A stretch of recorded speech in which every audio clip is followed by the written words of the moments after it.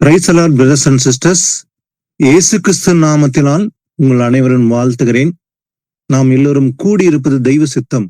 நமக்காக இயேசு கிறிஸ்து இந்த பூமியிலே மாம்சத்தில் வெளிப்பட்டார், நம்மை ரட்சிக்கும்படி என்று நாம் எல்லோரும் அறிந்திருக்கிறோம். அவர் இரட்சகராக வெளிப்பட்டார். அந்த ஒரே இரட்சகர் ஆண்டவர் சொல்றாரு, நானே கர்த்தர், என்னை அல்லாமல் இரட்சகர் இல்லை என்று. இயேசு கிறிஸ்துவை தவிர இந்த பூமியிலே ஒரு இரட்சகரும் இல்லை. அவர் மட்டும்தான் இரட்சகர். அந்த இரட்சகர் மாம்சத்தில் வெளிப்பட்டு நமக்காக ஜீவனை கொடுத்தார். இயேசு என்றால் இரட்சகர் என்று அர்த்தம். இதற்காக அவர் வெளிப்பட்டார், நமக்கு ரட்சிப்பை அருளும்படி. அந்த ரட்சிப்பை பெற்றுக்கொண்டு நாம் அவருடைய ராஜ்யத்தில் இளைப்பாறுதலுக்காக அவர் வெளிப்பட்டார். பாவத்தில் இருந்த நம்மை விடுதலை பண்ணும்படி இயேசு கிறிஸ்து வெளிப்பட்டார் இரட்சகராக. அந்த ரட்சிப்பை நாம் எப்படி பெற்றுக்கொள்ள முடியும் என்று இன்று நாம் ஆராய்ந்து பார்க்க போறோம். அநேகருக்கு ஒரு கேள்வி உண்டு, எல்லாருமே ரட்சிக்கப்பட முடியுமா என்று ஒரு கேள்வி. இந்த ரட்சிப்பை அடைவதற்கு நான் என்ன செய்ய வேண்டும் என்று சிலருக்கு கேள்வி உண்டு. அப்படியானால் இந்த ரட்சிப்பை பெற்றுக்கொள்ள நான் எதையாக செய்ய வேண்டுமா, அல்லது நான் இன்றைக்கு ரட்சிப்பு அடைந்து விட்டேனா என்று பல கேள்விகள் உண்டு.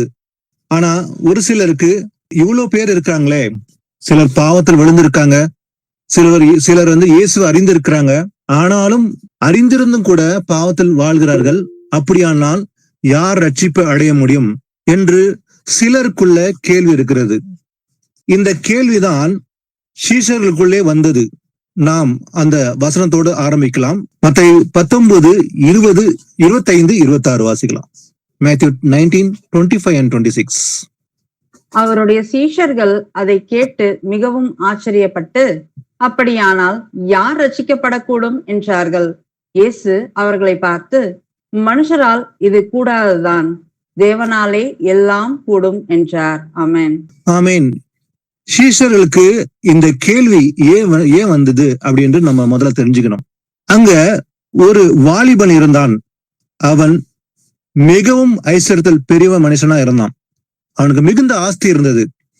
அவன் இயேசுவினத்துல இயேசப்பா கிட்ட கேட்கிறான், நல்ல போதகரே, நித்திய ஜீவன் அடைவதற்கு நான் என்ன செய்ய வேண்டும், எந்த நன்மையை செய்ய வேண்டும்? அவன் கேட்ட கேள்வி நல்லதுதான். ஏன்னா அவன் நித்திய ஜீவனை பெற்றுக்கொள்ளணும் என்ற விருப்பமும் இருந்தது அவன் உள்ளத்திலே. அதனாலதான் கேட்கிறான், நித்திய ஜீவன் அடைவதற்கு நான் என்ன செய்ய வேண்டும் என்று இயேசுவிடம் கேட்கும்போது அதற்கு ஆண்டவர் சொல்றாரு, நீ ஏன் என்ன நல்லவன் என்று சொல்ற? தேவன் ஒருவர் தவிர நல்லவன் ஒருவனும் இல்லையே. நீ ஜீவனில் பிரவேசிக்க விரும்பினால் கற்பனைகளை கைக்கொள் என்று இயேசு கிறிஸ்து சொல்லும் போது அந்த வாலிபன் சொல்றான், எவைகள் என்று கேட்கிறான். அப்ப ஆண்டவர் சொல்றாரு, கொலை செய்யாதிருப்பாயாக, விபச்சாரம் செய்யாதிருப்பாயாக, களவு செய்யாதிருப்பாயாக, பொய் சாட்சி சொல்லாதிருப்பாயாக, உன் தகப்பனும் உன் தாயும் கனம் பண்ணுவாயாக, உன்னிடத்தில் நீ அன்பு கூறுவது போல பிறனிடத்தில் அன்பு கூறுவாயாக என்பவைகளே என்று இயேசு சொன்ன பிறகு அந்த வாலிபன் சொல்றான், இவைகள் எல்லாம் என் சிறு வயது முதற்கொண்டு நான் கை கொண்டிருக்கிறேன். அப்படின்னா அவன் பொய் சொல்ல, அவன் உண்மைதான் சொல்றான். நீங்க சொன்ன இந்த கற்பனை எல்லாவற்றையும் நான் சின்ன வயசுல இருந்தே கை கொள்ளுகிறேன். அப்போ வேற என்ன என்கிட்ட குறைவு இருக்குது? அப்போ அவன் கற்பனை எல்லாத்தையுமே கை கொண்டிருக்கிறான். ஆனா ஏதாவது குறை இருக்குதா ஆண்டவரே? அவன் கேட்ட கேள்வி நல்லதுதான். ஏன்னா என்கிட்ட ஏதாவது குறை இருக்குதா ஆண்டவரே? இதெல்லாம் கை கொண்டிருக்கிறேன், வேற ஏதாவது குறை இருக்குதா அப்படின்னு சொல்லும் போது ஏசப்பா சொல்றாரு, குறை இருக்குது. அது என்ன குறைவு என்றால், நீ பூர்ண சற்குணனா இருக்க விரும்பினால் போய் உனக்கு உண்டானங்களை விற்று தரித்திற்கு கொடு, அப்போது பரலோகத்தில் உனக்கு பொக்கிஷம் உண்டாயிருக்கும், பின்பு என்னை பின்பற்றி வா என்று சொல்லும் போது அந்த வாலிபன் என்ன பண்ணா, உடனே உள்ளத்திலே ஒரு துக்கம் வந்துருச்சு. இவ்வளோ திரளான ஆஸ்தி இருக்கிறதே, இதெல்லாம் விட்டுட்டு எப்படி நான் வர முடியும்? அவங்ககிட்ட குறை இருந்த ஒரு குறைதான், அந்த குறைதான் ஆண்டவர் சுட்டி காட்டுறாரு. அப்ப நீ ரட்சிப்பு அடைவதற்கு, அந்த நித்திய ஜீவனை பெற்றுக்கொள்வதற்கு இதுதான் தடை அப்படின்னு சொல்லும் போது அவன் உள்ளத்திலே வேதனை உண்டாயிற்று. அப்ப இதை பார்த்து கொண்டிருக்கிற சீஷர்களுக்கு அவங்க உள்ளத்திலே ஒரு ஆச்சரியம் உண்டாயிடுச்சு. அவங்க சொல்றாங்க, அப்படின்னா யார் ரட்சிப்பு அடைய முடியும் என்று சீஷர்கள் கேட்கிறாங்க. ஏன்னா அந்த வாலிபன் சிறு வயது முதற்கொண்டு அந்த கற்பனைகள் எல்லாவற்றையும் கை கொண்டிருக்கிறான். அப்படி இருந்தும் கூட அவன் தேவனுடைய பிரவேசிக்க முடியாதா? அப்படின்னா யார் ரட்சிக்கப்பட முடியும் என்று சீஷர்களுக்கு கேள்வி வந்தது. ஆண்டவரும் சொல்றாரு, அந்த வாலிபன் வந்து பார்த்துட்டு, அதாவது ஒரு ஐஸ்வர்யவான் தேவனுடைய ராஜ்யத்தில் பிரவேசிப்பது பார்க்கிலும் அவன் பிரவேசிப்பதை விட ஒட்டகமானது ஊசியின் காதில் நுழைவது எளிதா இருக்குன்னு சொல்றாரு. அப்போ ஆண்டவர் சொல்றாரு, ஐஸ்வர்யவான் தேவனுடைய ராஜ்யத்தில் பிரவேசிக்க முடியாதுன்னு சொல்லி ஏசப்பா சொல்லல, பிரவேசிக்க முடியும், ஆனா அது கடினமான காரியமா இருக்க போகுது. ஏன்னா ஒட்டகம் ஊசியின் காதில் நுழைவது எவ்வளவு கஷ்டப்பட்டு அந்த நீடல் கேட் வழியா ஒரு ஒட்டகம் நுழைந்து போகுதோ அது சுலபமான காரியம் அல்ல. அதே போல தேவனுடைய ராஜ்யத்தில் பிரவேசிப்பது அது சுலபமான காரியம் அல்ல. யாருக்கு? பணக்காரனுக்கு. ஏன்னா அவன் இருதயம் எங்க இருக்குது? பணத்தின் மீது தான் இருக்குது. அதனாலதான் முடியாதுன்னு சொல்லல, பிரவேசிப்பது கடினமான ஒரு காரியம் அப்படி சொல்லும் போதுதான் சீசர்களுக்கு ஒரு ஆச்சரியம் வந்தது.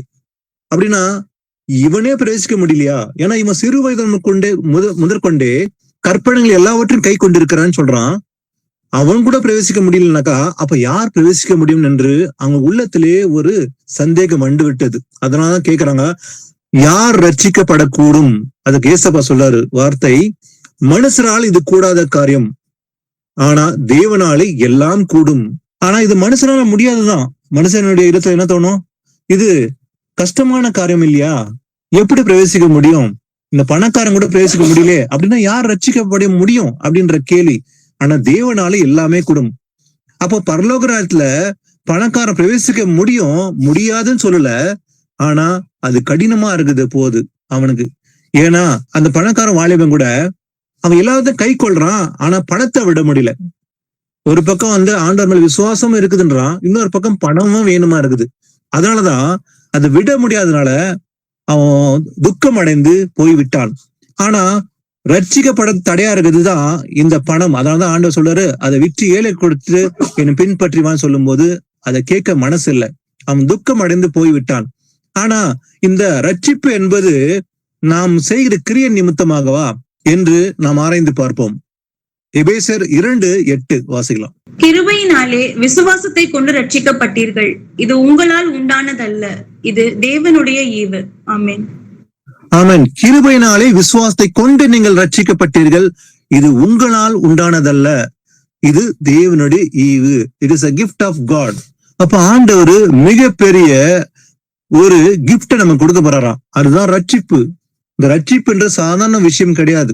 ஏன்னா அவர் வந்ததே ரட்சிப்பை அருளும்படிதான் வந்தாரு நமக்காக. அப்ப அவர் பர்பஸே பாவத்தில் இருந்தவர்களை விடுதலை பண்ணி அவருக்கு ரட்சிப்பை கொடுக்கணும் தான் இயேசு கிறிஸ்து வெளிப்பட்டார். அதனால அவர் பேர் ரட்சகர். இயேசு என்றால் ரட்சகர். ஜீசஸ் என்று சொன்னாலும் ரட்சகர் தான். அப்போ கிருபையினாலே விசுவாசத்தை கொண்டு ரட்சிக்கப்பட்டீர்கள். அப்போ இந்த ரட்சிப்பை எப்படி அடைய போறோமா? கிருபையினாலே விசுவாசத்தை கொண்டுதான் ரட்சிப்பை அடைய போறோம். வெறும் கிருபையினால ரட்சிப்பு அடைய போறல. பரவாயில்ல, இன்னைக்கு இயேசுவை ஏற்றுக்கொண்டேன் அதனால நான் ரட்சிக்கப்பட்டாயிடுச்சு என்று சொல்ல முடியுமா? இல்ல. வெறும் இயேசுவை விசுவாசிப்பது மாத்திரமல்ல, அந்த கிருபையும் ரொம்ப முக்கியமானது. அப்போ இந்த விசுவாசமும் ரொம்ப முக்கியம், கிருபையும் ரொம்ப முக்கியம். ஏன்னா கிருபை தேவன் கொடுக்கிற ஈவு. அப்ப விசுவாசம் நம்ம இயேசு மேல இருந்தா அந்த விசுவாசம் நிமித்தமாக தேவனுடைய கிருபை நம்ம மேல வெளிப்பட போகிறது. அப்ப கிருபைனாலதான் விசுவாசத்தை கொண்டு ரட்சிக்கப்பட போறோம். இது நம்முடைய காரியம் அல்ல, இது தேவனுடைய Eva. It is a gift of God. அப்ப தேவன் வந்து நமக்கு ஒரு பெரிய ஈவு கொடுக்க போறாரு, அதுதான் ரட்சிப்பு. ஏன்னா இந்த ரட்சிப்பு அடைவதற்கு தான் ஒவ்வொரு நாளும் நம்ம பிரயாசப்படுறோம்.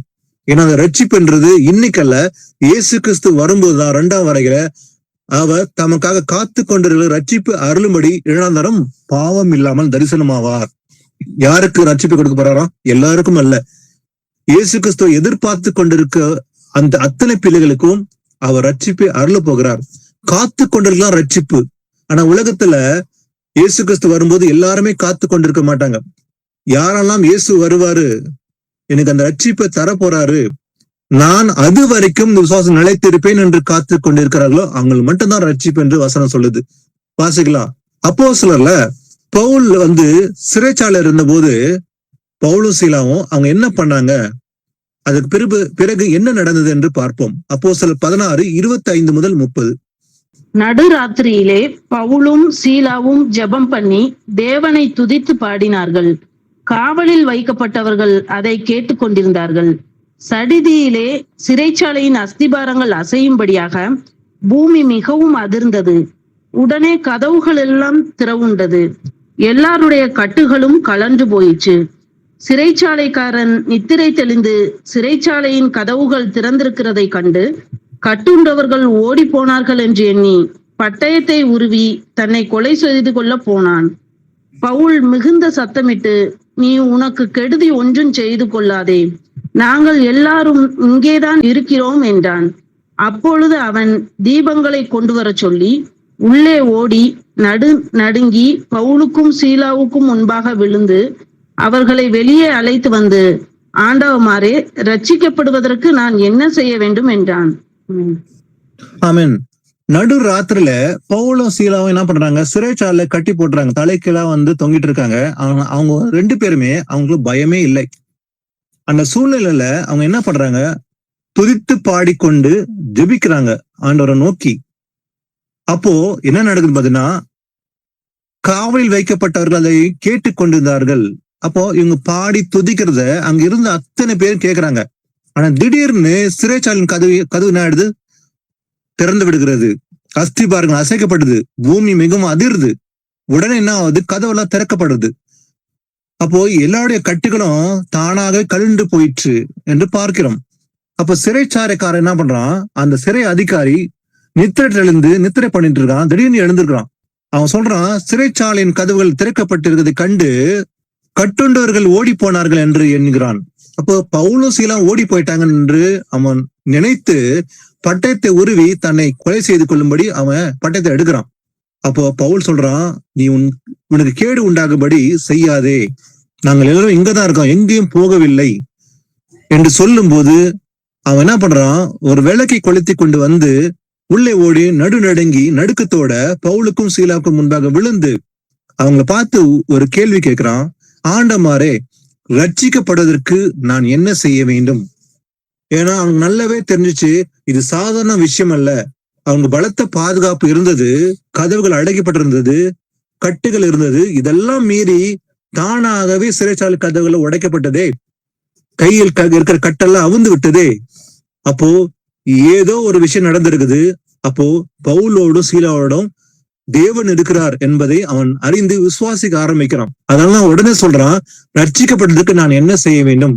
அப்ப அந்த விசுவாசம் வந்த உடனே அந்த சிறை அதிகாரிக்கு உலகத்துல விசுவாசம் வந்த உடனே ரட்சிக்கப்பட வேண்டும், நான் என்ன செய்ய வேண்டும் சொல்லி பவுல கேட்கும்போது அதற்கு அவன் சொல்றான், வாசிங்க 31-32 வாசிங்க. அதற்கு அவர்கள், கர்த்தராகிய இயேசு கிறிஸ்துவை விசுவாசி, அப்பொழுது நீயும் உன் வீட்டாரும் ரட்சிக்கப்படுவீர்கள் என்று சொல்லி அவனுக்கும் அவன் வீட்டில் இருந்த யாவருக்கும் கர்த்தருடைய வசனத்தை போதித்தார்கள். ஆமென். ஆமென். அதற்கு அவங்க சொல்றாங்க, கர்த்தராகிய இயேசு கிறிஸ்துவை விசுவாசி. அப்ப முதல்ல செய்ய வேண்டியது, நீ இயேசு கிறிஸ்துவ மட்டும்தான் விசுவாசிக்க வேண்டும். விசுவாசி. ஏன்னா கிருபையினால விசுவாசத்தை கொண்டு ரட்சிக்கப்பட்டீர்கள் என்று நம்ம ஆராய்ந்து பார்த்தோம், எபேசியர் 2:8 இல்லையா? அப்போ முதல்ல செய்ய வேண்டியது இயேசு கிறிஸ்துவை மட்டும்தான் விசுவாசிக்க வேண்டும். விசுவாசி, அப்போது நீயும் உன் வீட்டாரும் ரட்சிக்கப்படுவீர்கள். அப்போ ரட்சிக்கப்படுவதற்கு முதல்ல இயேசு கிறிஸ்துவை விசுவாசிக்க வேண்டும். தேவன் ஒருவர் தான் என்பதுதான் அடிப்படை சத்தியம். அப்போ God is one, தேவன் ஒருவர் என்று விசுவாசிக்க வேண்டும். இந்த விசுவாசம் இல்லாவிட்டால் ரட்சிப்பை அடைய முடியாது. அநேகர் 2 தெய்வம் 3 தெய்வம் என்று அவிசுவாசம் இருக்குது. ஆனா ஒரே கர்த்தர், ஒரே விசுவாசம் உண்டு என்று வேதாகமம் சொல்வது போல ஒரே தேவன் உண்டு நமக்கு. அப்போ ஒரே தேவன் யாரு? அந்த ஒரே தேவன் தான் மாம்சத்தில் வெளிப்பட்டார், அவர் தான் இயேசு என்று விசுவாசிக்க வேண்டும். அதனால்தான் பவுலும் சொல்றான், கர்த்தராக இயேசு கிறிஸ்துவை விசுவாசி, அப்போது நீயும் உன் வீட்டாரும் ரட்சிக்கப்படுவீர்கள் என்று சொல்லி அவனுக்கும் அவன் வீட்டில் இருந்த யாவருக்கும் கர்த்தருடைய வசனத்தை போதித்தார்கள். அப்போ ரட்சிக்கப்பட வேண்டும் என்ற விசுவாசம் வந்த உடனே நீ இயேசு கிறிஸ்து விசுவாசின்னு சொன்னாங்க. அவங்க குடும்பமா விசுவாசித்தாங்க. விசுவாசித்த பிறகு அவங்க வசனம் போதிக்கப்பட்டது. பிறகு ஞானஸ்நானம் பெற்றார்கள். அப்போ இங்க விசுவாசம் தான் முதல்ல தேவை. அதனாலதான் கிருபையினால விசுவாசத்தை கொண்டு நீங்கள் ரட்சிக்கப்பட்டீர்கள் சொல்லி வசனம் சொல்லுது. அதே போல இன்னொரு சம்பவத்தை பார்க்கலாம். லூக்கா 7ஆம் அதிகாரத்துல 44-50 வரைக்கும் வாசிங்க. ஸ்திரீயிடமாய் திரும்பி சீமோனை நோக்கி, இந்த ஸ்திரீயை பார்க்கிறாயே, நான் உன் வீட்டில் பிரவேசித்தேன், நீ என் கால்களுக்கு தண்ணீர் தரவில்லை, இவளோ கண்ணீரால் என் கால்களை நனைத்து தன் தலைமயிரினால் அவைகளை துடைத்தாள். நீ என்னை முத்தம் செய்யவில்லை, இவளோ நான் உட்பிரவேசித்தது முதல் என் பாதங்களை ஓயாமல் முத்தம் செய்தாள். நீ என் தலையில் எண்ணெய் பூசவில்லை, இவளோ என் பாதங்களில் பரிமள தைலம் பூசினாள். ஆதலால் நான் உனக்கு சொல்லுகிறேன், இவள் செய்த அநேக பாவங்கள் மன்னிக்கப்பட்டது, இவள் மிகவும் அன்பு கூர்ந்தாளே. எவனுக்கு கொஞ்சம் மன்னிக்கப்படுகிறதோ அவன் கொஞ்சமாய் அன்பு கூறுவான் என்று சொல்லி அவளை நோக்கி, உன் பாவங்கள் மன்னிக்கப்பட்டது என்றார். அப்பொழுது கூட பந்தி இருந்தவர்கள், பாவங்களை மன்னிக்கிற இவன் யார் என்று தங்களுக்குள்ளே சொல்லிக் கொண்டார்கள். அவர் ஸ்திரீயை நோக்கி, உன் விசுவாசம் உன்னை ரட்சித்தது, சமாதானத்தோட போ என்றார். ஆமென். ஆமென். இயேசு கிறிஸ்து அந்த சீமோனுடைய வீட்டிலே பந்தி இருக்கும்போது அங்க ஒரு ஸ்திரீ வருகிறாள். அவள் வந்து கண்ணீரினால இயேசுடைய கால்களை நனைத்து தலைமயிரினால் அவைகளை துடைத்துக் கொண்டிருக்கிறத பார்த்து இயேசு கிறிஸ்து சீமோனை பார்த்து ஒரு வார்த்தை கூறுகிறார். என்னவென்றால், இந்த ஸ்திரீயை பார்க்கிறியே, நான் உன் வீட்டில பிரவேசித்தேன், நீ எனக்கு என் கால்களுக்கு தண்ணீர் தரவில்லையே. ஆனா இந்த ஸ்திரீயோ, இவளோ கண்ணீரினால் என் கால்களை நினைத்து தன் தலை மயிரினால் அவைகளை துடைத்தாள். நீ என்னை முத்த செய்யவில்லை, இவளோ நான் உட்பிரவேசித்த முதல் என் பாதங்களை ஓயாமல் முத்த செய்தாள். நீ என் தலையில் எண்ணெய் பூசவில்லையே, இவளோ என் பாதங்களில் பரிமளம் தைலம் பூசினாள். அதனால் நான் சொல்றவனுக்கு இவள் செய்த அநேக பாவங்களை மன்னிக்கப்பட்டது. அப்போ அந்த ஸ்திரீ பாவியா இருந்தால் ஆண்டவர் சொல்றாரு, அவளுடைய பாவத்தை நான் மன்னித்து விட்டேன். அநேக பாவங்கள் செய்திருந்தாள், ஆனாலும் இப்போது அந்த பாவங்களை மன்னிக்கப்பட்டது. ஏன்னா இந்த பாவங்களை மன்னிக்கிற அதிகாரம் இயேசு கிறிஸ்து ஒருவருக்கு மட்டும்தான் உண்டு. பூமியில பாவங்களை மன்னிக்க மனுஷகுமாரனுக்கு அதிகாரம் உண்டு என்று இயேசு கூறுகிறார். அப்ப இயேசுக்கு மட்டும்தான் ஒருத்தனுடைய பாவங்களை மன்னிக்க முடியும். அப்ப அந்த ஸ்திரீயுடைய பாவத்தை ஆண்டவர் மன்னித்து விட்டார், மன்னிக்கப்பட்டது என்று இயேசு சொன்ன உடனே இவள் மிகவும் அன்பு கூர்ந்தாளே. அப்போ அந்த ஸ்திரீ வந்து இயேசு கிறிஸ்து மேல மிகவும் அன்பா இருந்தாள். அதனாலதான் கண்ணீரினால் இயேசு கிறிஸ்துவின் கால்களை கழுவினாள். அதான் சொல்ற ஆண்டவர், நீ எனக்கு ஒரு தண்ணீரே கொடுக்கலையே நான் வந்த உடனே. ஆனா இந்த ஸ்திரீ வந்த முதற்கொண்டு என் பாதத்தை கழுவுகிறாள், அதனால மிகவும் பிரியமானவள் என்று சொல்லி இயேசு அந்த ஸ்திரீயுடைய பாவத்தை மன்னிக்கப்பட்டது என்று சொன்ன உடனே அப்போ ஆண்டவர் சொல்றாரு, அவன் கொஞ்சமாய் அன்பு கூறுவான் என்று சொல்லி அவளை நோக்கி, உன் பாவங்கள் மன்னிக்கப்பட்டது என்றார். அப்போது கூட பந்திருக்கலாம் சொல்றாங்க, பாவங்களை மன்னிக்கிற இவன் யார் என்று தங்களுக்குள்ளே சொல்லிக் கொண்டார்கள். அவங்க சொல்றாங்க, அப்ப இயேசு பார்த்து அங்க இருந்த சில பேர் முறுமுறுப்பு இருந்தது. அவங்க சொல்ற முறுமுறுப்போட, பாவத்தை மன்னிக்க இவர் யாரு அப்படின்னு சொல்லும் போது அவர் ஸ்திரீயை நோக்கி ஆண்டவர் சொல்றாரு, உன் விசுவாசம் உன்னை ரட்சித்தது, சமாதானத்தோடு போ. ஆண்டவர் சொல்றாரு, உன் விசுவாசம் உன்னை ரட்சித்தது. அப்ப அந்த ரட்சிப்புக்கு காரணமே அந்த விசுவாசம். அப்ப இயேசு கிறிஸ்து மேல அந்த ஸ்திரீக்கு விசுவாசம் இருந்தது. அந்த விசுவாசம் இருந்தனாலதான் இயேசு கிறிஸ்துடைய கால்களை கண்ணீரினால் கழுவினாள். அப்ப உடனே ஆண்டவர் அந்த பாவத்தை மன்னிக்கிறார். அந்த விசுவாசம் தான் அந்த ரட்சிப்புக்கு காரணமா இருந்தது. அதான் ஆண்டவர் சொல்றார், உன் விசுவாசம் உன்னை ரட்சித்தது. அப்போ கிருபையினால விசுவாசத்தை கொண்டு ரட்சிக்கப்பட்டீர்கள் என்ற வசனம் மெய்தானே. வாசிக்கலாம், மார்க் 16:15-16. பின்பு அவர் அவர்களை நோக்கி, நீங்கள் உலகமெங்கும் போய் சர்வ சிருஷ்டிக்கும் சுவிசேஷத்தை பிரசங்கியுங்கள். விசுவாசம் உள்ளவனாகி ஞானஸ்நானம் பெற்றவன் ரட்சிக்கப்படுவான், விசுவாசியாதவனோ ஆக்கினைக்குள்ளாக தீர்க்கப்படுவான். ஆமென். ஆமீன். பாருங்க, இந்த ரட்சிப்பு என்பது தேவன் அளிக்கும் ஈவு. அதே போல ஆண்டவர் சொல்றாரு, நீங்க உலகம் எங்கும் போய் சர்வ சிருஷ்டிக்கும் சுவிசேஷத்தை பிரசங்கியுங்கள். காஸ்பல் அறிவிக்க வேண்டும். சுவிசேஷம் அறிவிப்பது நம்முடைய கடமை. அதனால உலகெங்கும் போயின்னு சொல்லி ஆண்டவர் சொல்றாரு. அப்போ எல்லாருக்கும் சுவிசேஷம் அறிவிப்பது நம்முடைய கடமையா இருக்குது. ஆனா பிறகு சொல்றாரு, விசுவாசம் உள்ளவனாகி ஞானஸ்தானம் பெற்றவன். அப்போ விசுவாசம் ஞானஸ்தானம், இந்த ஞானஸ்தானத்தோட ஒத்து போகிறது அந்த விசுவாசம். விசுவாசம் இல்லாம ஞானஸ்தானம் பெற்றுக்கொண்டால் அது பிரயோஜனமே இருக்க போறதில்ல. அதனாலதான் விசுவாசம் உள்ளவனாகி ஞானஸ்தானம் பெற்றுக்கொண்டால் மட்டுமே ரட்சிக்கப்படுவான். அப்ப ரட்சிக்கப்பட அந்த விசுவாசம் முதல்ல தேவை. விசுவாசம் உள்ளவனாகி ஞானஸ்தானம் பெற்றால் தான் ரட்சிக்கப்படுவான். அப்போ விசுவாசியாதவனும் ஆக்கினைக்குள்ளாக தீர்க்கப்படுவான். இத பத்திதான் அப்போஸ்தலர் 15 ஒரு விஷயத்த பார்க்கலாம். அப்போஸ்தலர் 15 1ஆம் அதிகாரத்தை முதல்ல வாசிங்க. சிலர் யூதேயாவிலிருந்து வந்து, நீங்கள் மோசேயினுடைய முறைமையின்படியே விருத்த சேதனம் அடையாவிட்டால் ரட்சிக்கப்பட மாட்டீர்கள் என்று சகோதரருக்கு போதகம் பண்ணினார்கள். ஆமென். அங்க பாத்தீங்கன்னா ஒரு சம்பவம் நடக்குது. யூதான்ற தேசத்துல இருந்து சிலர் வந்து என்ன பண்றாங்க, அங்க வந்து வாக்குவாதம் பண்றாங்க. பாருங்க, நீங்கள் மோசேயினுடைய முறையின்படி விருத்த சேதனம் அடையாவிட்டால் ரட்சிக்கப்பட மாட்டீர்கள். அவங்க சொல்றாங்க, அதாவது நியாயப்பிரமாணத்தின்படி விருத்த சேதனம் பண்ணணும், அப்படி இல்லைன்னா நீங்க ரட்சிக்கப்பட மாட்டீங்கன்னு சொல்லி அங்க வந்து வாக்குவாதம் பண்றாங்க. ஆனா இது உண்மையா?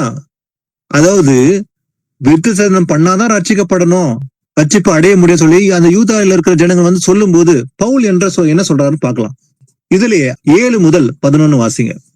மிகுந்த தர்க்கம் உண்டான போது பேதுரு எழுந்து அவர்களை நோக்கி, சகோதரரே, நீங்கள் அறிந்திருக்கிறபடி புறஜாதியார் என்னுடைய வாயினாலே சுவிசேஷ வசனத்தை கேட்டு விசுவாசிக்கும்படி தேவன் அநேக நாட்களுக்கு முன்னே உங்களில் ஒருவனாகிய என்னை தெரிந்து கொண்டார். இருதயங்களை அறிந்திருக்கிற தேவன் நமக்கு பரிசுத்த ஆவி தந்தருளினது போல அவர்களுக்கும் தந்தருளி அவர்களை குறித்து சாட்சி கொடுத்தார். விசுவாசத்தினாலே அவர்கள் இருதயங்களை அவர் சுத்தமாக்கி நமக்கும் அவர்களுக்கும் யாதொரு வித்தியாசமும் இராதபடி செய்தார். இப்படி இருக்க நம்முடைய பிதாக்களாலும் நம்மாலும் சுமக்க கூடாதிருந்த நுகத்தடியை சீஷர் கழுத்தின் மேல் சுமத்துவதினால் நீங்கள் தேவனை சோதிப்பானேன். கர்த்தராகிய இயேசு கிறிஸ்துவின் கிருபையினாலே அவர்கள் ரட்சிக்கப்படுகிறது எப்படியோ அப்படியே நாமும் ரட்சிக்கப்படுவோம் என்று நம்பி இருக்கிறோமே என்றான். ஆமென். ஆமென். அந்த இடத்துல மிகுந்த தர்க்கம் உண்டாது, ஒரு வாக்குவாதம் நடக்குது.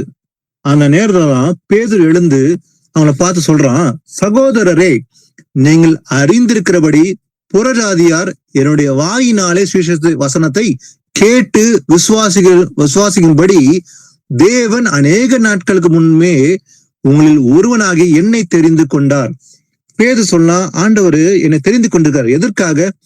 புறஜாதிக்காரங்க என்னுடைய வாயினாலே சுவிசேஷ வசனத்தை கேட்டு விசுவாசிக்கும்படிதான் ஆண்டவர் என்னை தெரிந்து கொண்டிருக்கிறாங்க. அப்போ இருதயங்களை அறிந்திருக்கிற தேவன் நமக்கு பரிசுத்த ஆவியை தந்தருளது போலவே அவர்களுக்கும் தந்தரளி. பேதுரு சொல்றான், அப்போ நம்முடைய இருதயங்களை அறிந்திருக்கிறது யாரு? ஆண்டவர் தான் இல்லையா? அப்ப இருதயங்களை அறிந்திருக்கிற தேவன் நமக்கு எப்படி பரிசுத்த ஆவியை தந்திருக்கிறாரோ அதே போலதான் அவர்களுக்கும் சாட்சி கொடுக்கிறார். பரிசுத்த ஆவியை தந்தருளது போல அவர்களுக்கும் தந்தரளி அவர்களை குறித்து சாட்சி கொடுக்கிறாராம். அப்போ பரிசுத்த ஆவியானவர் என்பது வெறும் யூதர்கள் மாத்திரமல்ல, எல்லோருக்கும், யாருக்கு இருதயங்களை அறிந்திருக்க தேவன் எல்லாருக்கும் தர வல்லவரா இருக்கிறாரு. அப்ப நமக்கு எப்படி நம்ம கொடுத்தாரோ அதே போலதான் அவங்களுக்கும் ஆண்டவர் கொடுத்திருக்கிறாரு. அதனால விசுவாசத்தினாலேயே அவர்கள் இருதயங்களை அவர் சுத்தமாக்கி, அப்போ இருதயங்களை எப்படி சுத்தமாக்குறாரா? விசுவாசத்தினாலேதான். அப்போ அவங்களுக்கு விசுவாசம் இருக்குது, அதனாலதான் அவர்களை இருதயங்களை அவர் சுத்தமாக்கி நமக்கும் அவர்களுக்கு யாதொரு வித்தியாசம் இராதபடிக்கு செய்தார். அப்ப இன்னைக்கு அதே போலதான் யூதன் என்றும் கிரேக்கன் என்றும் இல்லை, ஆண் என்றும் பெண் என்றும் இல்லை விசுவாசத்தின்படி. அப்போ விசுவாசம் என்பது ஒருவேளை யூதன் என்றாலும் சரி, இல்ல புறஜாதி மனுஷனா இருந்தாலும் கூட எல்லோருக்கும் இயேசு கிறிஸ்து அந்த ரட்சிப்பை அருள போகிறார். அதெல்லாம் பேதுரு சொல்றான். இப்படி இருக்க நம்முடைய பிதாக்களும் நம்மாலும் சுமத்தக்கூடாதிருந்த நுகத்தடி யோக், இந்த நுகத்தடிய சீஷர் கழுத்தின் மேல் சுமத்துவதினால் நீங்கள் தேவனை சோதிப்பானேன். அப்போ இது தவறு. நீங்க சொல்றீங்க விருத்த சேதனம் பண்ணாதான் ரட்சிப்படைய முடியும்னு சொல்றீங்க. இது ஒரு நுகம் என்று பேதுரு அவங்களை எச்சரிக்கிறான். ஏன்னா கர்த்தராக இயேசு கிறிஸ்துவின் கிருபையினாலே அவள் ரட்சிக்கப்படுகிறது எப்படியோ. எங்கேயும் பேதுரு சொல்றான், கர்த்தராக இயேசு கிறிஸ்துவின் கிருபையினாலதான் அவர்கள் ரட்சிக்கப்படுவது எப்படியோ அப்படியே நாமும் ரட்சிக்கப்படுவோம் என்று நம்பி இருக்கிறோம். அப்போ அந்த கிருபையினால் தான் ரட்சிப்பு, விசுவாசத்தை கொண்டு ரட்சிக்கப்பட போறோம்னு சொல்றது உண்மைதான்.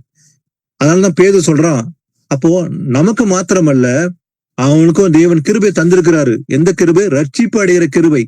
கிருபினால அந்த ரட்சிப்பு அடைய போற நம்ம மாத்திரமல்ல, கர்த்தராக இயேசு கிறிஸ்துவின் கிருபினாலே அவர்கள் ரட்சிக்கப்படுகிறது எப்படியோ அப்படியே நாமும் ரட்சிக்கப்படுவோம் என்று நம்பி இருக்கிறோம்.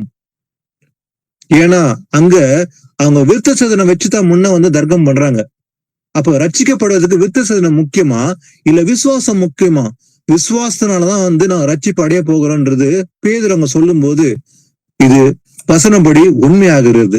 வாசிக்கலாம் லூக்கா 19:7-10.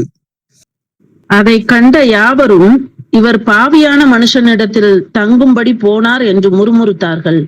சகேயு நின்று கர்த்தரை நோக்கி, ஆண்டவரே, என் ஆஸ்திகளில் பாதியை ஏழைகளுக்கு கொடுக்கிறேன். நான் ஒருவனிடத்தில் எதையாகிலும் அநியாயமாய் வாங்கினது உண்டானால் நாளத்தனையாக திரும்ப செலுத்துகிறேன் என்றான். இயேசு அவனை நோக்கி, இன்றைக்கு இந்த வீட்டுக்கு ரட்சிப்பு வந்தது. இவனும் ஆபிரகாமுக்கு குமாரனாய் இருக்கிறானே. இழந்து போனதை தேடவும் ரட்சிக்கவுமே மனுஷகுமாரன் வந்திருக்கிறார் என்றார். ஆமென். ஆமென். சகேயு என்ற அந்த மனுஷன் குள்ள மனுஷனா இருந்தான். அவன் எப்படியாவது இயேசு கிறிஸ்து பார்க்கணும்னு சொல்லி ஒரு மரத்தின் மேல ஏறி இயேசு கிறிஸ்து பார்க்கும்போது இயேசு கிறிஸ்து சொல்றாரு, உங்க வீட்டுக்கு வரணும் அப்படின்னு சொல்லும் போது, இன்றைக்கு நான் வீட்டிலே தங்க வேண்டும் என்று இயேசு சொல்லும் போது அவன் சீக்கிரமா என்ன பண்றான், இறங்கி ரொம்ப சந்தோஷம் ஆயிடுச்சு அவனுக்கு. இயேசு கிறிஸ்து என் வீட்டுக்கு வர போறாரு. ஏன்னா அவனுக்கு இயேசு கிறிஸ்து மேல விசுவாசம் இருந்தது. அவன் பாவம் செய்து இருந்தான்.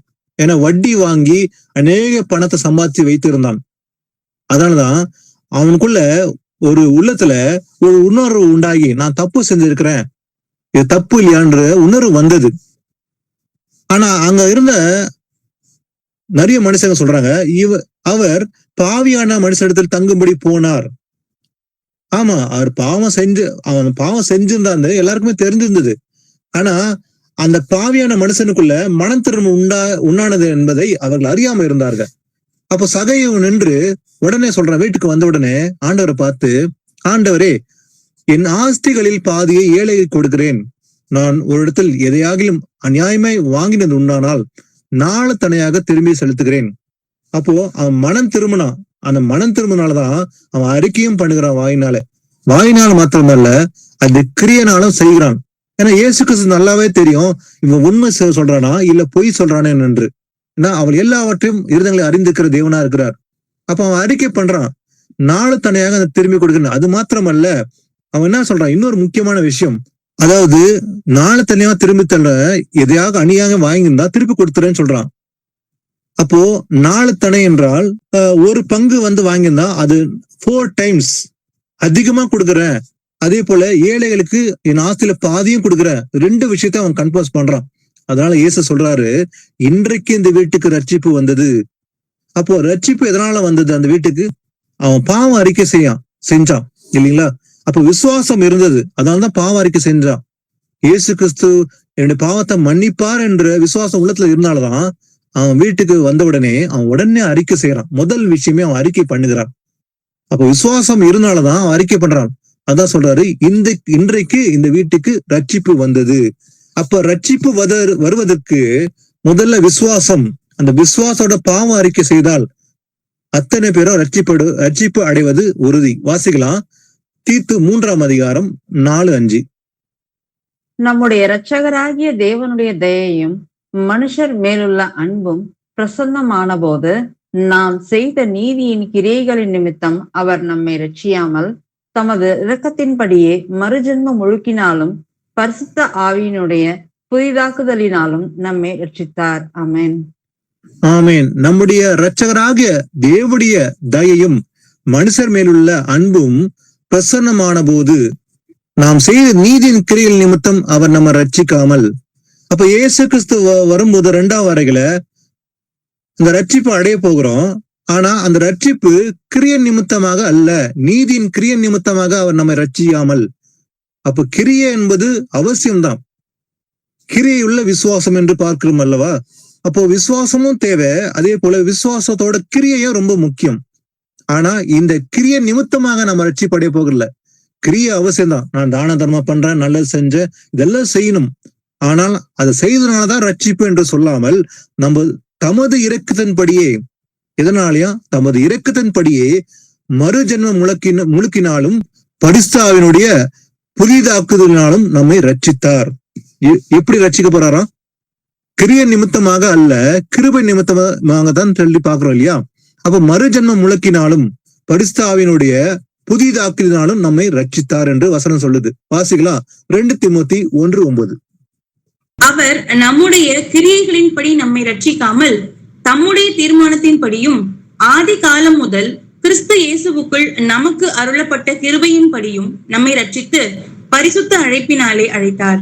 ஆமென். ஆமென். கிரியனால நம்ம ரட்சிப்பு அடைய போகிறதில்ல, ஆனா கிரியை இருக்க வேண்டும்.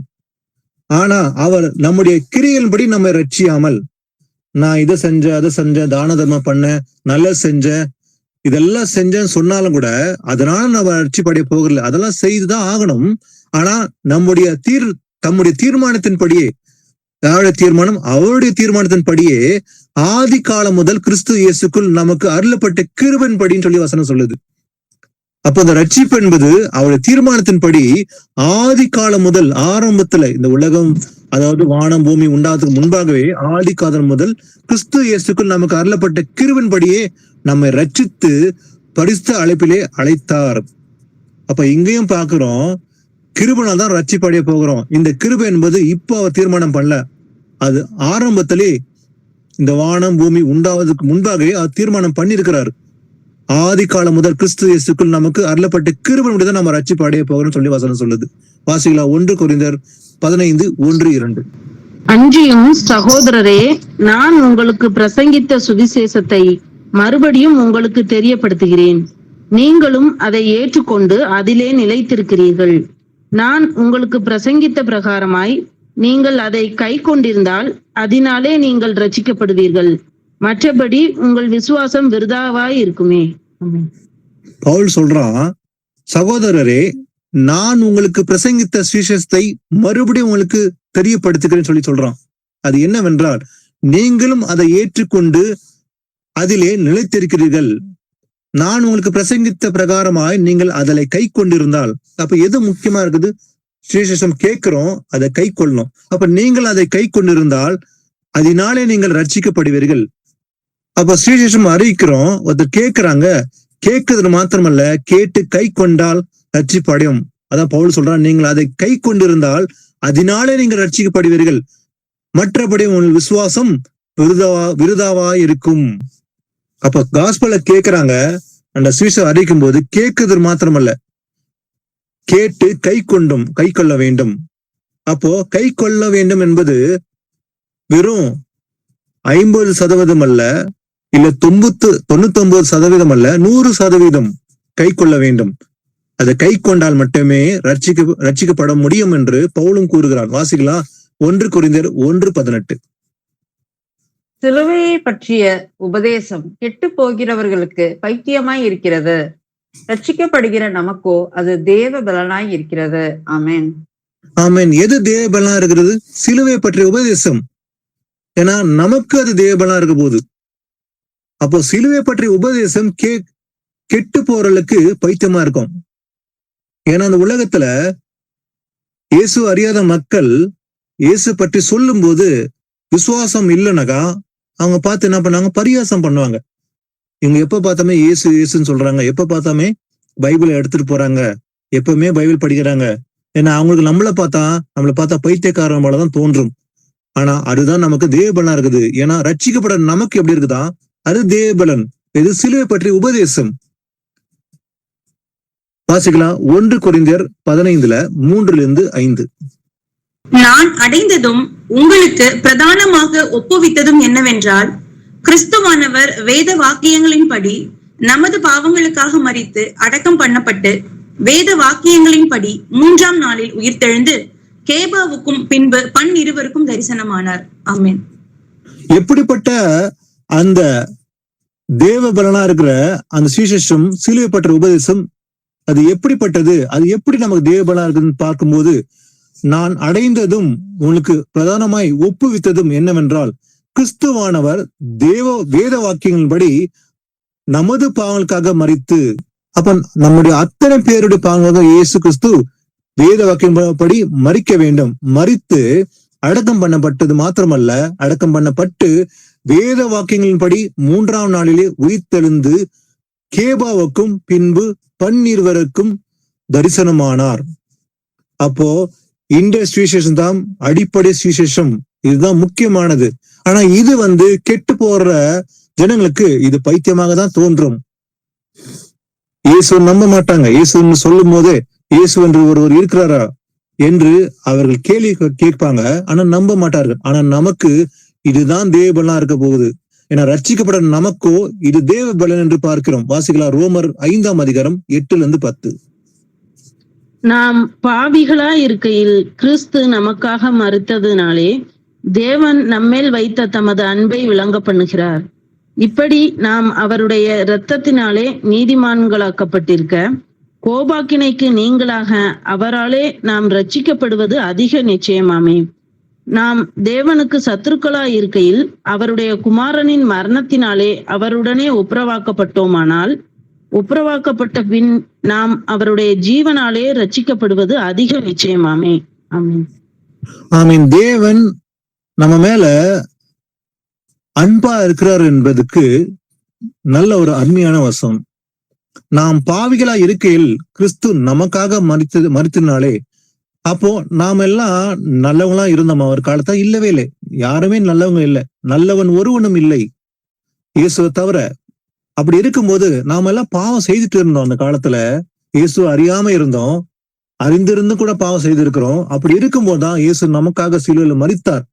நாம் பாவிகளா இருக்கையில் கிறிஸ்து நமக்காக மரித்தனாலதான் தேவன் நம்ம மேல் வைத்த தமது அன்பை விளங்க பண்ணினார் என்று வசனம் சொல்லுது. இப்படி நாம் அவருடைய இரத்தத்தினாலே நீதிமானாக்கப்பட்டிருக்க, அப்ப நாம் எப்படி நீதிமானாக்கப்பட்டிருக்கிறோம்? அவருடைய ரத்தத்தினால. அவர் ரத்தம் சிந்தினாலதான் நாம் இன்னைக்கு அந்த விசுவாசத்தினாலதான் நீதிமானாக்கப்பட்டிருக்கிறோம். கோபாக்கினைக்கு நீங்களாக அவராலே நாம் ரட்சிக்கப்படுவது அதிக நிச்சயம். அப்போ ஒரு காலத்துல நம்ம ரட்சிப்பு நமக்கு தூரமா இருந்தது, இன்னைக்கு நமக்கு அருகில் இருக்குது. ஏன்னா ஒரு காலத்துல பாவத்தில் விழுந்திருந்தோம், இயேசு அறியாம, சத்தியத்தை அறியாம. அப்ப இன்றைக்கு அது ஒரு தேவனுடைய ஈவா இருக்குது இந்த ரட்சிப்பு என்பது. அப்ப நாம இன்னைக்கு கோபாக்கினைக்கு நீங்களாகி அவரால் நாம ரட்சிக்கப்படுவது அதிக நிச்சயம் சொல்லி வசனம் சொல்லுது.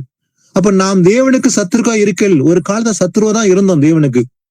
அவருடைய குமாரனின் மரணத்தினாலே அவருடனே ஒப்புராக்கப்பட்டோமானால் ஒப்புராக்கப்பட்ட நாம் அவருடைய ஜீவனால ரட்சிக்கப்பட்டது அதிக நிச்சயம். அப்போ நம்ம ஒரு காலத்துல சத்ருவா இருந்தோம் தேவனுக்கு. ஆனா இன்னைக்கு எப்படி இருக்குதான்? அவருடைய ஜீவனால ரட்சிக்கப்பட்டது அதிக நிச்சயம். அப்ப நாம ஒப்புராக்கப்பட்டிருக்கிறோம். அந்த ரத்தத்தினால நமக்கு அந்த ரட்சிப்பு கிடைக்க போகுது. இது தேவனுடைய ஈவு என்று பார்க்கிறோம். வாசிக்கலாம் யோவான் 10:9. நானே வாசல். என் வழியாய் ஒருவன் உட்பிரவேசித்தால் அவன் ரட்சிக்கப்படுவான். அவன் உள்ளும் புறம்பும் சென்று மேய்ச்சலை கண்டடைவான். ஆமென். ஆமீன். நானே வாசல், ஐ ஆம் த டோர் என்று இயேசு கூறுகிறார். அப்போ நானே வாசல் என்று சொல்லும் போது இது இடுக்கமான வாசல் வழியா தான் இருக்க போகுது. ஏன்னா கேட்டுக்கு போற வாசல் வழி விசாலமா இருக்குமா, ஆனா ஜீவனுக்கு போற வாசல் எப்படி இருக்குமா? இடுக்கமா இருக்கும். அதுதான் இயேசு. அப்ப நானே வாசல், என் வழியாய் ஒருவன் உட்பிரவேசித்தால், அப்ப நமக்கு வேற வழியே இல்ல ரட்சிக்கப்படுவதற்கு. ஒரே வழிதான், இயேசுதான் அந்த வழி. அது ஏசப்பா சொல்றாரு, நான் தான் வாசல். இந்த வழியா ஒருவன் உட்பிரவேசித்தால் அவன் ரட்சிக்கப்படுவான். அப்ப ரட்சிக்கப்படுவதற்கு 1000 வழிகள் இருந்தாலும் கூட ஒரே ஒரு வழிதான். அந்த வழிதான் இயேசு. அவர்தான் வாசல் என்று சொல்கிறார். அப்ப நான் வாசல், என் வழியால் ஒருவன் உட்பிரவேசித்தால் அவன் ரட்சிக்கப்படுவான். அவன் உள்ளும் புறமும் சென்று மேய்ச்சலை கண்டடைவான். வாசிக்கலாம் மத்தேயு 7:13-14. இடுக்கமான வாசல் வழியாய் உட்பிரவேசியுங்கள். கேட்டுக்கு போகிற வாசல் விரிவும் வழி விஸ்தாலமுமாய் இருக்கிறது. அதன் வழியாய் பிரவேசிக்கிறவர்கள் அநேகர். ஜீவனுக்கு போகிற வாசல் இடுக்கமும் வழி நெருக்கமுமாய் இருக்கிறது. அதை கண்டுபிடிக்கிறவர்கள் சிலர். ஆமென்.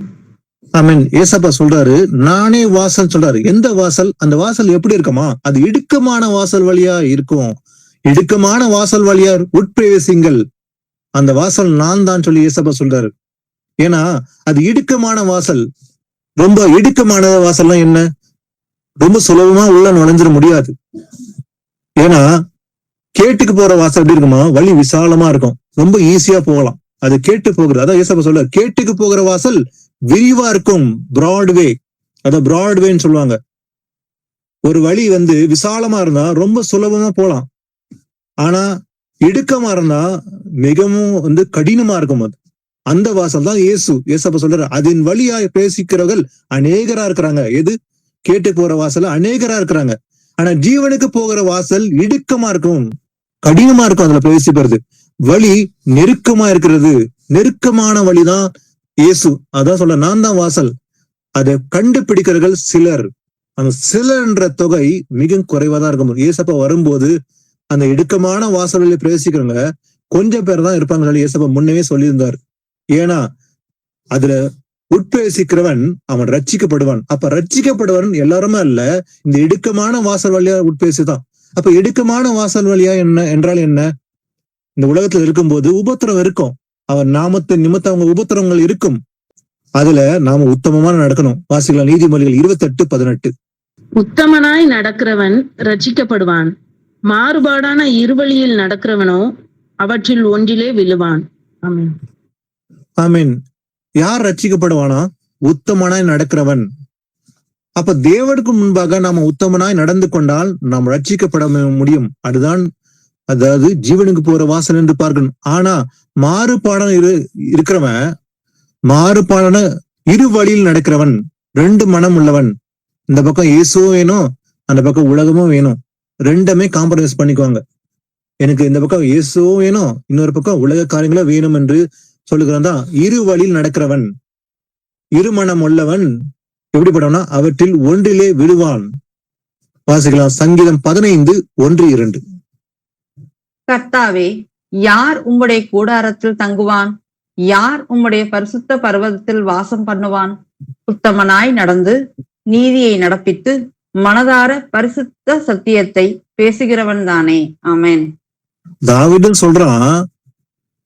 ஏன்னா உத்தமன நடக்கிறவன் தான் ரட்சிக்கப்படுவான்னு சொல்லி பார்த்தோம். ஆனா தாவீது சொல்லலாம், கர்த்தாவே, யார் உம்முடைய கூடாரத்தில் தங்குவான்? யார் உம்முடைய பரிசுத்த பர்வத்தில் வாசம் பண்ணுவான்? எல்லாருமே இல்லையே. உத்தமனாய் நடந்து நீதியை நடப்பிக்கிறவன் யாரா? உத்தமன் நடக்க வேண்டும். உத்தமன் நடந்து நீதியை நடப்பிக்கணும். மனதார சத்தியத்தை பேசுகிறவன் தான் அவருடைய கூடாரத்தில் தங்க முடியும். அப்ப தேவனுடைய ராஜ்யம் பிரவேசிப்பதற்கு ஒரு மனுஷன் எப்படி இருக்கணும்னா, உத்தமன் நடக்க வேண்டும், நீதியை நடப்பிக்கணும். தேவ நீதி நடப்பிக்கணும், உத்தமன் நடக்க வேண்டும். மனதார என்ன பேசணுமா? சத்தியத்தை மட்டும்தான் பேச வேண்டும். ஏன்னா இந்த சத்தியம் தான் நம்ம ரட்சிக்கிறதுக்கு வழியா இருக்க போகுது. வாசிக்கலாம் ஏசாயா 33:15-17. நீதியாய் நடந்து செம்மையானவைகளை பேசி இடுக்கண் செய்வதால் வரும் ஆதாயத்தை வெறுத்து பரிதானங்களை வாங்காதபடிக்கு தன் கைகளை உதறி இரத்தம் சிந்துவதற்கான யோசனைகளை கேளாதபடிக்கு தன் செவியை அடைத்து பொல்லாப்பை காணாதபடிக்கு தன் கண்களை மூடுகிறவன் எவனோ அவன் உயர்ந்த இடங்களில் வாசம் பண்ணுவான். கண்மலைகளின் அரண்கள் அவனுடைய உயர்ந்த அடைக்கலமாகும். அவன் அப்பம் அவனுக்கு கொடுக்கப்படும், அவன் தண்ணீர் அவனுக்கு நிச்சயமாய் கிடைக்கும். உன் கண்கள் ராஜாவை மகிமை பொருந்தினவராக காணும், தூரத்தில் உள்ள தேசத்தையும் பார்க்கும். ஆமென். ஆமென். உத்தமனாய் நடந்து நீதியை நடப்பித்து மனதார சத்தியத்தை பேசுகிறோம் தான் தேவனுடைய கூடாரத்தில் தங்க முடியும். அப்படிப்பட்ட மனுஷன் எப்படி இருப்பானா? அவன் நீதியாய் நடந்து செம்மையானவளை பேசுவான். அதே போல இடுக்கண் செய்வதால் வரும் ஆதாயத்தை வெறுத்து பரிதானங்களை வாங்காதபடிக்கு தன் கைகளை உதறுகிறவன். அப்போ தேவனுடைய மனுஷன் உத்தவன் நடக்கிறவன் எப்படி இருப்பானா? பரிதானங்கள் வாங்க மாட்டான். அவன் கை சுத்தமா இருக்கும். ஆனா இன்னைக்கு உலகத்துல பாத்தீங்கன்னா லஞ்சம் வாங்குறது, இந்த பரிதானம் வாங்குறதுதான் பெருத்து இருக்குது. நீங்க உலகத்துல பாவம் பெருத்துக்கு காரணமே இந்த பணம் தான் இல்லையா? பணத்தினால நிறைய பேர் விழுந்து கொண்டிருக்கிறார், விழுந்து போனார்கள். பணத்தை கொண்டு அநீதி செய்கிற காரியம் தான் இன்னைக்கு உலகத்துல இருக்குது. அதனாலதான் இயேசு கிறிஸ்து வருகிற காலத்துல அன்பு தணிந்து போகும் காலம், அன்பு இல்லாத ஒரு காலம் கொண்டுதான் நம்ம எல்லாருமே இருக்கிறோம். ஏன்னா இன்னைக்கு பரிதானங்கள், விபச்சாரங்கள், வேசித்தனங்கள், விக்கிர ஆராதனை, இது எல்லாமே தலைவிரித்து ஆடுகிறது. இது கலர்ச்சி காலம். அதனால இந்த லாஸ்ட் டேஸ் என்று பார்க்கிறோம். இயேசு கிறிஸ்து வரும்போது உலகத்துல பாவம் நிறைஞ்சிருக்கும். அன்னைக்கு நோவா காலத்துல ஜலப்பிரளய நாள் உலகத்துல அழிக்கும் போது அன்னைக்கு பாவம் பெருத்துனது. 8 பேர் மட்டும் தான் காப்பாற்றப்பட்டார்கள். நோவா குடும்பம் நீதிமான்களாக இருந்தார்கள். அதனாலதான் இயேசப்பா சொல்லும் போது, நோவா காலத்தில் நடந்தது போல மனுஷகுமார் நாட்கள் நடக்கும். அவர் வரத்து முன்பாக இந்த பூமியில பெரிய அழிவு வரப்போது முன்னே அறிவித்திருந்தார். அப்போ இங்க பார்க்கும்போது பரிதானங்களை வாங்காதபடிக்கு தன் கைகளை உதறி ரத்தம் சிந்துவதற்கான யோசனைகளை கேளாதபடிக்கு தன் செவியை அடைத்து. ஆனா இன்னைக்கு அதுதான் அதிகமா நடக்குது. இன்னைக்கு ரத்தம் சிந்தத்துக்கு, கொலை செய்யறதுக்கு யோசனை பண்ணி என்ன பண்றாங்க? பரிதானங்கள். இது எல்லாமே கர்த்தர் அறிந்திருக்கிறார். ஆனா அதுக்கு ஒரு முடிவு காலம் வரப்போது. அதான் 3ஆம் உலக போர். பொல்லாப்பை காணாதபடிக்கு தன் கண்களை மூடுகிறவன் எவனோ அவன் உயர்ந்த இடங்களில் வாசம் பண்ணுவான். அப்போ உயர்ந்த இடங்களில் வாசம் பண்ணுகிறவன் அவன் பரிதானம் வாங்க மாட்டான், அதே போல ரத்தம் சிந்த மாட்டான், அவன் நீதியான் நடப்பான், அவன் உத்தமனா நடப்பான் என்று பார்க்கிறோம். வாசிக்கலாம் எபிரேயர் 11:6-7. விசுவாசம் இல்லாமல் தேவனுக்கு பிரியமாய் இருப்பது கூடாத காரியம். ஏனென்றால் தேவனிடத்தில் சேருகிறவன் அவர் உண்டென்றும் அவர் தம்மை தேடுகிறவர்களுக்கு பலன் அளிக்கிறவர் என்றும் விசுவாசிக்க வேண்டும். விசுவாசத்தினாலே நோவா தற்காலத்திலே காணாதவைகளை குறித்து தேவ எச்சரிப்பு பெற்று பயபக்தியுள்ளவனாகி தன் குடும்பத்தை இரட்சிப்பதற்கு பேழையை உண்டு பண்ணினான். அதனாலே அவன் உலகம் ஆக்கினைக்குள்ளானதென்று தீர்த்து விசுவாசத்தினால் உண்டாகும் நீதிக்கு சுதந்திரவாளியானான். ஆமென். அவன் பாருங்க, விசுவாசம் இல்லாம தேவனுக்கு பிரியமா இருப்பது கூடாத காரியம். அப்ப விசுவாசம் என்பது மிக மிக அவசியம். அப்ப தேவனுக்கு பிரியமா இருக்க வேண்டும் என்றால் முதல்ல தேவை விசுவாசம். ஏன்னா தேவனிடத்தில் சேருகிறவன் அவர் உண்டென்றும் அவர் தம்மை தேடுகிறவர்களுக்கு பலன் அளிக்கிறார் என்றும் விசுவாசிக்க வேண்டும். அப்ப விசுவாசம், அதான் வசனம் வாசம் ஆரம்பத்துல வாசிக்கும் போது என்ன வாசம்? கிருபையினால விசுவாசத்தை கொண்டு ரட்சிக்கப்பட்டீர்கள். அந்த ரட்சிப்பு அடைவதற்கு விசுவாசம் தேவை. ஏன்னா விசுவாசம் இல்லாம தேவனுக்கு பிரியமா இருக்க முடியாதுன்னு வசனம் சொல்லுது. அதே போல பாருங்க, நோவா என்ன பண்ணான்? நோவா தற்காலத்தில் காணாதவர்களை குறித்து தேவ எச்சரிக்கை பெற்று, அப்ப நோவா தேவ எச்சரிக்கை பெற்று கொண்டான். ஆனா அந்த வருஷங்கள் எத்தனை இருந்தது? அந்த கேப் பாத்தீங்கன்னா 120 வருஷம் பிறகுதான் அந்த ஜலப்பிரளயம் வந்தது. ஆனா எச்சரிக்கை பெற்ற உடனே அவன் சும்மாவே இல்லை. அவன் என்ன பண்ணான்? அதை விசுவாசித்து அந்த பேழையை உண்டு பண்ணினான். அது எத்தனை வருஷம் இருந்தது? 120 வருஷம் ஆனது. பயபக்தி உள்ளவனாகி, அந்த தேவ எச்சரிக்கை பெற்றது மாத்திரமல்ல, அவன் பயபக்தி உள்ளவனாகி தன் குடும்பத்தை ரட்சிப்பதற்கு பேழையை உண்டு பண்ணினான். அப்ப தன்னை மாத்திரமல்ல, தன் குடும்பத்தை ரட்சிப்பதற்கு அவன் பேழையை உண்டு பண்ணினான். இதுதான் விசுவாசம். அப்ப இன்னைக்கு இயேசு கிறிஸ்து வரப்போற காரியங்களை வெளிப்படுத்திருக்கிறாரா அவருடைய வருகை குறித்து? அப்ப நாம் செய்ய வேண்டியது ஒரே நமக்கு ஒரு கடமை உண்டு. நாம் மாத்திரமல்ல, நம்ம குடும்பமும் ரட்சிக்கப்பட வேண்டும். நம்முடைய உறவினர்கள், நம்முடைய நண்பர்கள், நம்ம அறிந்தவர்கள் எல்லாரும் ரட்சிக்கப்பட வேண்டும் என்று அந்த உள்ளத்திலே அந்த உணர்வு நமக்கு இருக்க வேண்டும். அதனாலதான் நோவா என்ன செஞ்சான்? அவன் ஒரு பக்கம் நீதியை பிரசங்கித்தான், எச்சரித்தான் ஜனங்களை, இன்னொரு பக்கம் தன் குடும்பத்தை ரட்சிப்பதற்கு பேழையும் உண்டு பண்ணினான். ரெண்டுமே செஞ்சான். அதனாலே அவன் உலகம் ஆக்கினைக்குள்ளாததென்று தீர்த்து விசுவாசினால் உண்டாகும் நீதிக்கு நான் சுதந்திரவாளியானான் என்று பார்க்கிறோம். அப்ப நமக்கும் அந்த ரட்சிப்பு தேவன் கொடுப்பாரு. ஆனா நாம் என்ன செய்யணும்? விசுவாசிக்க வேண்டும். வாசிக்கலாம் 2 சாமுவேல் 22:28. சிறுமைப்பட்ட ஜனத்தை ரட்சிப்பீர், மேட்டிமையானவர்களை தாழ்த்த உம்முடைய கண்கள் அவர்களுக்கு விரோதமாய் திருப்பப்பட்டிருக்கிறது. ஆமென். ஆமென். ஆண்டவர் யாரை ரட்சிப்பாரா? சிறுமைப்பட்ட ஜனத்தை ரட்சிப்பீர். சிறுமைப்பட்ட ஜனத்தை ரட்சிப்பீர். ஆனா மேட்டிமையானவர்களை என்ன பண்ணுவார? தாழ்த்த உம்முடைய கண்கள் அவர்களுக்கு விரோதமாக திருப்பப்பட்டிருக்கிறது. அதனால நமக்கு என்ன முக்கியமான தேவை? தாழ்மை தான். இந்த பெருமை மாத்திரம் இருக்கிற, மேட்டிமை இருக்கக்கூடாது. ஏன்னா பெருமை உள்ளவனை தேவன் எதிர்க்கிறாராம். ஏன்னா பெருமை தான் முதல் பாவம் என்று பார்த்தோம். அவன் தள்ளப்பட்டான் பூமியிலே. அதனாலதான் மேட்டிமையானவர்களை தாழ்த்தி தம்முடைய கண்களை என்ன பண்ணுவாராம்? அவருக்கு விரோதமாக திருப்பப்பட்டிருக்கிறது. ஆனா யாரை ரட்சிப்பாரா? சிறுமைப்பட்ட ஜனத்தை ரட்சிப்பேன்னு சொல்லி ஆண்டவர் சொல்லியிருக்காரு. வாசிக்கலாம் சங்கீதம் 138:6. கர்த்தர் உயர்ந்தவராய் இருந்தும் தாழ்மை உள்ளவனை நோக்கி பார்க்கிறார், மேட்டிமையானவனையோ தூரத்திலிருந்து அறிகிறார். ஆமென். ஆமென். பாருங்க, சிறுமைப்பட்ட ஜனத்தை ஆண்டவர் ரட்சிப்பாராம். கர்த்தர் உயர்ந்தவரா இருந்தும் கூட அவர் என்ன பண்றாரா? யார பாக்குறாராம்? தாழ்மை உள்ளவனை நோக்கி பார்க்கிறார். அப்போ தாழ்மை தான் ரொம்ப அவசியம். ஆனா இயேசு கிறிஸ்து கூட இந்த பூமியில இருக்கும்போது தம்மை தாழ்த்தினார் இல்லையா? அவர் முழுவதுமாக தாழ்த்தினார். எது வரைக்கும்? சிலுவையின் மரண பரிந்தும் அவர் தம்மை தாழ்த்தினார் என்று பார்க்கிறோம். அப்போ இயேசு கிறிஸ்து இந்த பூமியில இருக்கும்போது மனுஷகுமாரனாக அவரே தாழ்த்தும் போது நாம் தாழ்த்தாம இருக்கக்கூடாது, நாமும் தாழ்த்த வேண்டும். கர்த்தர் உயர்ந்தவரா இருந்தும் கூட தாழ்மையுள்ள நோக்கி பார்க்கிறாராம். அப்ப தாழ்மை தான் ரொம்ப அவசியம். ஆனா மேட்டிமையானவனையும் தூரத்திலிருந்து அறிகிறார். வாசிக்கலாம் ரோமர் 10:9-10. என்னவென்றால் கர்த்தராகிய இயேசுவை நீ உன் வாயினாலே அறிக்கையிட்டு தேவன் அவரை மரித்தோரிலிருந்து எழுப்பினார் என்று உன் இருதயத்திலே விசுவாசித்தால் ரட்சிக்கப்படுவாய்.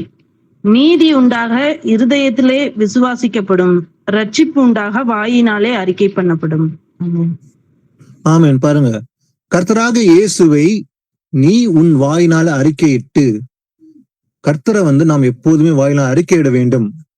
தேவன் அவரை மரித்தோரிலிருந்து எழுப்பினார் என்று உன் இடத்துல விசுவாசித்தால், அப்ப முதல்ல இங்க விசுவாசம் வருது. அந்த விசுவாசம் எங்கிருந்து வரணுமா? இருதயத்தில் விசுவாசம். இருதயத்தில் விசுவாசித்தால் ரட்சிக்கப்படுவாய். நீதி உண்டாக இருதயத்தில் விசுவாசிக்கப்பட வேண்டும். ரட்சிப்பு உண்டாக என்ன பண்ணுமா? வாயினால அறிக்கை பண்ண வேண்டும். என்ன அறிக்கை பண்ண வேண்டும்? அதான் பேதுரு சொல்றான். வாசிக்கலாம். அப்போஸ்தலர் 4:12. அவராலே அன்றி வேறொருவராலும் ரட்சிப்பு இல்லை. நாம் ரட்சிக்கப்படும்படிக்கு வானத்தின் கீழெங்கும் மனுஷர்களுக்குள்ளே அவருடைய நாமமே அல்லாமல் வேறொரு நாமம் கட்டளையிடப்படவும் இல்லை என்றான். ஆமென். ஆமேன். அவருடைய நாமமே அல்லாமல் வேறொரு நாமம் கட்டளையிடப்படவில்லை. இயேசு என்ற நாமம். அப்ப நம்ம வாயினால இயேசுதான் கர்த்தர். அப்போ தேவன் மாம்சல் வெளிப்பட்டார். அந்த ஒரே தேவன் என்ற விசுவாசம் நமக்கு இருக்க வேண்டும். வாயினால் அறிக்கப்பட வேண்டும். அதான் பேதுரு சொல்றான், அவராலே என்று வேறு ஒருவராலும் ரட்சிப்பு இல்லை. நாம் ரட்சிக்கப்படும்படிக்கு வானத்தில் கீழெங்கும் மனுஷருக்குள்ளே அவருடைய நாமமே அல்லாமல் வேறு நாமம் கட்டளையிடப்படவும் இல்லை. வேற நாமமே அல்ல, ஒரே நாமம், இயேசு என்ற ஒரே நாமம். அப்ப நாம் ரட்சிக்கப்படுவதற்கு ஒரே நாமம் உண்டு, அவர்தான் இயேசு. அந்த இயேசுவை நாம் வாயினால் அறிக்கப்பட வேண்டும், அறிக்கை பண்ண வேண்டும். அப்பதான் ரட்சிப்பு. வாசிக்கலாம். 1 யோவான் 4:15-16. இயேசுவானவர் தேவனுடைய குமாரர் என்று அறிக்கை பண்ணுகிறவன் எவனோ அவனில் தேவன் நிலைத்திருக்கிறார், அவனும் தேவனில் நிலைத்திருக்கிறான். தேவன் நம்மேல் வைத்திருக்கிற அன்பை நாம் அறிந்து விசுவாசித்திருக்கிறோம். தேவன் அன்பாகவே இருக்கிறார். அன்பில் நிலைத்திருக்கிறவன் தேவனில் நிலைத்திருக்கிறான், தேவனும் அவனில் நிலைத்திருக்கிறார். ஆமென். ஆமேன். நம்ம வாயினால அறிக்கை பண்ணால் நாம் தேவனில் நிலைத்திருக்க முடியும். ஏன்னா இயேசுவானவர் தேவனுடைய குமாரன் என்று அறிக்கை பண்ணுகிறவன் எவனோ அவனில் தேவன் நிலைத்திருக்கிறார். அப்போ யாருக்குள்ள தேவன் நிலைத்திருக்கிறாராம்? இயேசுவானவர் தேவனுடைய குமாரன் என்று அறிக்கை பண்ணால் அவனுக்குள்ள இயேசு நிலைத்திருக்கிறாராம். அவனும் தேவனில் நிலைத்திருப்பான். அப்ப தேவன் நம் மேல் வைத்திருக்கிற அன்பை நாம் அறிந்து விசுவாசித்து இருக்கிறோம். தேவன் அன்பாகவே இருக்கிறார். அன்பிலே நிலைத்திருக்கிறவன் தேவனில் நிலைத்திருக்கிறான். அப்ப நிலைத்திருப்பது என்பது அவசியம். ஏன்னா இந்த முடிவு நிலைத்திருப்பன ரட்சிக்கப்படுவான் என்று வசனம் சொல்லுது இல்லைங்களா? அப்போ கடைசி வரைக்கும் இயேசுக்குள்ள நிலைத்திருந்தால் நாம் ரட்சிப்பு அடைய முடியும். அப்ப தேவனும் அவனில் நிலைத்திருக்கிறார். வாசிக்கலாம். 1 யோவான் 4:2-3. தேவ ஆவியை நீங்கள் எதினாலே அறியலாம் என்றால், மாம்சத்தில் வந்த இயேசு கிறிஸ்துவை அறிக்கை பண்ணுகிற எந்த ஆவியும் தேவனால் உண்டாயிருக்கிறது. மாம்சத்தில் வந்த இயேசு கிறிஸ்துவை அறிக்கை பண்ணாத எந்த ஆவியும் தேவனால் உண்டானதல்ல. வரும் என்று நீங்கள் கேள்விப்பட்ட அந்தி கிறிஸ்துவினுடைய ஆவி அதுவே. அது இப்பொழுதும் உலகத்தில் இருக்கிறது. ஆமென். அறிக்கை பண்ணுகிறவன் யார், அறிக்கை பண்ணாதவன் யார் என்று நாம் அறிந்து கொள்ள முடியும். எப்படியா? தேவ ஆவியை நீங்கள் எதினாலே அறியலாம் என்றால், வசனம் சொல்லுது, மாம்சத்தில் வந்த இயேசு கிறிஸ்துவை அறிக்கை பண்ணுகிற எந்த ஆவியும் தேவனால் உண்டாயிருக்கிறது. அப்போ இயேசு கிறிஸ்து தான் தேவன். அவரு பரலோகத்திலிருந்து வெளிப்பட்டார், நமக்காக மாம்சத்தில் வெளிப்பட்டார், நமக்காக சிலுவையில் மரித்தார், உயிர்த்தெழுந்தார், பரலோகத்தில் ஏறி போனார். அப்படியே வருவேன் என்று விசுவாசிகள் அத்தனை பேரும் இவங்க தேவனுடைய பிள்ளைகள். மாம்சத்தில் வந்த இயேசு கிறிஸ்து அறிக்கை பண்ணுகிற எந்த ஆவியும் தேவனால் உண்டா இருக்கிறது. ஆனா மாம்சத்தில் வந்த இயேசு கிறிஸ்து அறிக்கை பண்ணாத எந்த ஆவியும் தேவனால் உண்டானதல்ல. அது எப்படிப்பட்டதான்? வரும் என்று நீங்கள் கேள்விப்பட்ட அந்தி கிறிஸ்துவுடைய ஆவி அதுவே. அது இப்போதும் உலகத்தில் இருக்கிறது என்று இன்னைக்கு சொல்ல ஆண்டவர் அன்னைக்கு 2000 வருஷம் முன்பாக எழுதப்பட்டது. அப்ப அந்தி கிறிஸ்து அன்னையிலிருந்தே இருக்கிறவன், அவனுடைய முடிவு தான் வரப்போகுது இன்னைக்கு. ஆனா உலகத்துல என்ன சொல்றாங்க? இன்னும் அந்தி கிறிஸ்துவே வரல, இனிமே தான் அந்தி கிறிஸ்து வரணும், அவன் ராஜ்யம் வரப்போகுது, 7 வருஷம் போய் சொல்றாங்க. ஆனா அந்தி கிறிஸ்து ஏற்கனவே வந்தான். அவன் 1260 வருஷம் காலத்துல அவன் ஆட்சி செஞ்சான். அவனுக்கு முடிவுதான் இந்த 3ஆம் உலக போர். அதுதான் ரோம சாம்ராஜ்யத்தின் அழிவு என்று நாம் அறிந்திருக்கிறோம். வாசிக்கலாம். சங்கீதம் 44:6-7. என் வில்லை நான் நம்பேன், என் பட்டயம் என்னை ரட்சிப்பதில்லை. நீரே எங்கள் சத்துருக்களினின்று எங்களை ரட்சித்து எங்களை பகைக்கிறவர்களை வெட்கப்படுத்துகிறீர். ஆமென். ஆமென். தாவீது சொல்றான் பாருங்க, என் வில்லை நான் நம்பேன். நான் வில்லு மேல என் நம்பிக்கை வைக்கல. என் பட்டயம் என்னை ரட்சிப்பதில்லை. அவங்ககிட்ட ரதங்கள் இருந்தது, படைகள் இருந்தது, வில் இருந்தது, பட்டயம் இருந்தது, எல்லாமே இருந்தாலும் கூட அவன் அது மேல நம்பிக்கை வைக்கவில்லை. அதான் சொல்றான், என் வில் நான் நம்பேன், என் பட்டயம் என்னை ரட்சிப்பதில்லை. நீரே எங்கள் சத்துருக்களில் நின்று எங்களை ரட்சித்து எங்களை பகைக்கிறவர்களை வெட்கப்படுத்துகிறீர். அப்போ தாவீதின் நம்பிக்கை எல்லாமே யார் மேல இருந்து? கர்த்தர் மேலதான். அதான் சொல்ற, நீரே எங்கள் சத்துருக்களில் இருந்து எங்களை ரட்சித்து. அவன் வில்லு இருந்தாலும் வில்லு மேல நம்பிக்கை வைக்கல, பட்டை மேல நம்பிக்கை வைக்கல, அவன் கர்த்தர் மேலதான் நம்பிக்கை வச்சான். ஏன்னா கர்த்தர் தான் ரட்சிப்பை அருள போகிறார். அப்ப நம்முடைய நம்பிக்கை கூட இன்னைக்கு உலகத்துல 1000 காரியங்கள் இருந்தாலும் கூட நம்முடைய நம்பிக்கை இயேசு தான். ஏன்னா அவர் தான் நமக்கு ரட்சிப்பை அருள போகிறார். வில்லு மேலும் அன்பு மேலும் நம்ம நம்பிக்கை இல்லை. ஆனா இன்னைக்கு நம்பிக்கை, கோடிக்கணக்கான மக்களுடைய நம்பிக்கை அவங்களுடைய பலத்தினாலும் பணத்தின் மேலதான் இருக்குது. அவங்க சொந்த பலத்தை நம்புறாங்க, பணத்தை நம்புறாங்க, தன்னம்பிக்கையை நம்புறாங்க. ஆனா நம்முடைய நம்பிக்கை இயேசு கிறிஸ்து ஒருவர் தான். அவர் தான் ரட்சிப்பை கொடுக்க போறாரு. வாசிக்கலாம், சங்கீதம் 76:4-9 வாசிக்கலாம். மகத்துவம் உள்ளவரே, கொள்ளையுள்ள பர்வதங்களை பார்க்கிலும் நீர் பிரகாசம் உள்ளவர். தைரிய நெஞ்சுள்ளவர்கள் கொள்ளையிடப்பட்டு நித்திரை அடைந்து அசந்தார்கள். வல்லமை உள்ள எல்லா மனுஷருடைய கைகளும் அவர்களுக்கு உதவாமற் போயிற்று. யாக்கோபின் தேவனே, உம்முடைய கண்டிதத்தினால் ரதங்களும் குதிரைகளும் உறங்கி விழுந்தது. நீரே பயங்கரமானவர். உமது கோபம் மூளும் போது உமக்கு முன்பாக நிற்பவன் யார்? நியாயம் விசாரிக்கவும் பூமியில் சிறுமைப்பட்டவர்கள் யாவரையும் ரட்சிக்கவும் தேவரீர் எழுந்தருளின போது வானத்திலிருந்து நியாய தீர்ப்பு கேட்க பண்ணினீர். பூமி பயந்து அமர்ந்தது. ஆமென். ஆமென். பாருங்க, மகத்துவம் உள்ளவரே, கொள்ளையுள்ள பர்வதங்களை பார்க்கிலும் நீர் பிரகாசம் உள்ளவர். தைரிய நெஞ்சுள்ளவர்கள் கொள்ளையிடப்பட்டு நித்திரடைந்து அசந்தார்கள். வல்லமையுள்ள எல்லா மனுஷருடைய கைகளும் அவருக்கு உதவாம போயிற்று. ஆனா யாக்கோபின் தேவனே, உம்முடைய கண்டிடத்தினால் ரதங்களும் குதிரைகளும் உருகி விழுந்தது.